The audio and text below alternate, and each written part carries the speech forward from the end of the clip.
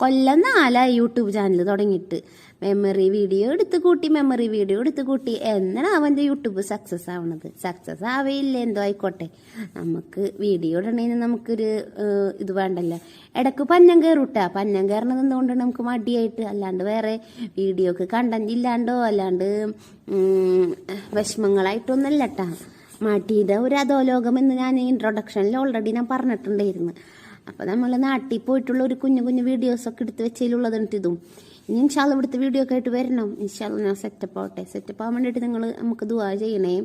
അതായത് നമ്മൾ ഇങ്ങനെ ഉയർന്ന പദവിയിലുള്ള ജോലിയൊക്കെ ആകുമ്പോൾ നമുക്ക് സ്വന്തമായിട്ട് റൂമും പിന്നെ സ്വന്തമായിട്ട് കിച്ചണും കാര്യങ്ങളൊക്കെ വരും. അപ്പോൾ ഞാൻ നല്ല വീഡിയോസായിട്ട് ഇറങ്ങും ഇൻഷാല്ല. അപ്പം ഇത് നാട്ടിൽ നല്ല മഴയൊക്കെ ഉള്ള സമയത്ത് ഇപ്പം എൻ്റെ കണ്ണിന് പൊന്നീച്ച പറഞ്ഞിട്ടുണ്ട് മക്കളെ. ഞാൻ ഈ വീഡിയോ എഡിറ്റ് ചെയ്യുമ്പോൾ എന്താന്ന് വെച്ചിട്ടുണ്ടെങ്കിൽ 50 ഡിഗ്രി അടുത്ത് ചൂടിലിരുന്ന് കഴിച്ചാണ് ഞാൻ ഈ വീഡിയോ എഡിറ്റ് ചെയ്യണത്. അപ്പം എന്നെ സമ്മതിക്കണ്ട, എൻ്റെ മുടിയൊക്കെ കൊഴിഞ്ഞു ഒരു പരുവമായി. അതൊക്കെ എന്തൊക്കെ ആയിക്കോട്ടെ. പിന്നെ ഇത് നാട്ടിക്ക് എത്തനേക്കാൾ മുമ്പ് ഞാൻ, എൻ്റെ വായിൽ വെള്ളം വരുന്നുണ്ടേ, എത്തനേക്കാൾ മുമ്പ് ഞാനിങ്ങനെ പറയും ആടടുത്ത്, എനിക്ക് അങ്ങനെ ഉണ്ടാക്കണം ഇങ്ങനെ ഉണ്ടാക്കണം അത് ഉണ്ടാക്കണം ഇത് ഉണ്ടാക്കണം അങ്ങനെ കഴിക്കണം ഇങ്ങനെ കഴിക്കണം. പക്ഷെ നാട്ടിൽ പോകുമ്പോൾ പിന്നെ നമ്മുടെ ഒരു അധോലോകം ഇറങ്ങുമല്ല മടി. എന്നാലും കുറേയൊക്കെ മടി മാറ്റി വെക്കും.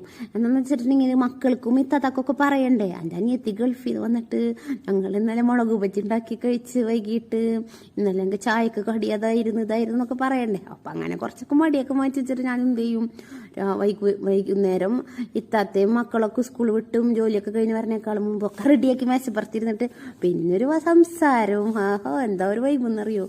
അതൊക്കെ ഒരു വൈബ്. ഇപ്പോൾ അതൊക്കെ മിസ്സാവുന്നുണ്ടേ. കുഴപ്പമില്ല, വർഷത്തിൽ നമുക്കൊരു മാസം ലീവ് ഉണ്ടല്ലോ, നമുക്ക് കഴിച്ചിലാക്കാം. അങ്ങനെ ഇത് നിങ്ങൾ എന്തായാലും ഒന്ന് സെറ്റാക്കാൻ നോക്കാൻ മറക്കരുത് കേട്ടോ. അത്രക്ക് ടേസ്റ്റിണേ പറയുമ്പോൾ ശരിക്കുമോ ഇവള് തള്ളണത് മറിക്കണതെന്ന് എല്ലാം. പൈനാപ്പിൾ ഇങ്ങനെ നെടുകെ കീറിയിട്ട് പിന്നെ അതിൽ ഉപ്പും മഞ്ഞപ്പൊടി മുളക് പൊടി ഇട്ട് നന്നായിട്ട് തിരുമ്പി പച്ച വെളിച്ചെണ്ണയിൽ വറുത്തെടുക്കുക. അതിൻ്റെ ടേസ്റ്റിൻ്റെ മക്കളെ സൂപ്പറാണ്. എൻ്റെ അയ്യോ. പിന്നെ എനിക്ക് ഷുഗർ ആയതുകൊണ്ട് എൻ്റെ ഉമ്മ കുറച്ച് തിന്നാൽ മതി എന്ന് പറഞ്ഞിട്ട് എനിക്ക് 2-3 പീസ് തന്നോളൂന്ന്. പക്ഷെ ഗൾഫിൽ എനിക്കിതുവരെ നല്ല പൈനാപ്പിളൊന്നും കിട്ടിയിട്ടില്ല. അപ്പം നിങ്ങളിത് കിട്ടിയാൽ എന്തായാലും ട്രൈ ചെയ്ത് നോക്കാൻ മറക്കരുത്. അത്രക്കും ടേസ്റ്റ് ഉണ്ട്.